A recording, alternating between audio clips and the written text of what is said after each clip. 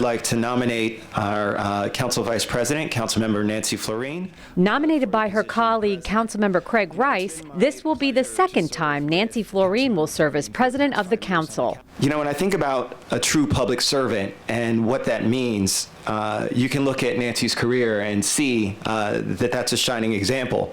You know, her service to the community, almost 30 years of public service. When you go back to her services, 2 terms on the planning board, as the mayor of Garrett Park, on the council since 2002.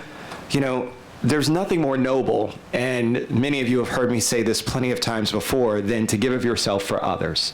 And you've certainly been a shining example of that. By her side as vice president will be Roger Berliner, who was nominated for the job by Councilmember Tom Hucker. He's strategic. When he's not upstairs writing landmark legislation before this body himself, you might find him holding oversight hearings here into the challenges facing Metro, organizing weekend summits with the planning department or the school system on the infrastructure challenges that the county is facing, taking on Fortune 200 companies before the Maryland Public Service Commission, or testifying in Annapolis for renewable energy legislation. Those in favor of electing Nancy Florine Council President will signify by raising their hands. Council President Florine takes office with a keen eye on where the county is headed fiscally, which she sees as the biggest challenge the council has in the coming year. The numbers aren't looking great for next year.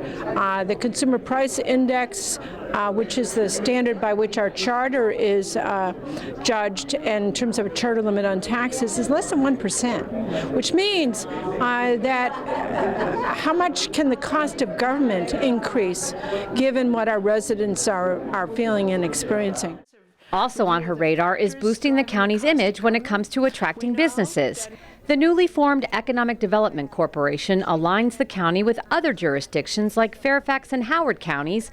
Both have economic development entities that are private, separate from government. I applaud the county executive for moving in this direction, and of course we've embraced this wholeheartedly. We've appointed the new board. They're just starting to meet. They're starting to conduct their search for an executive director. So that should be up and running sometime this spring, I hope.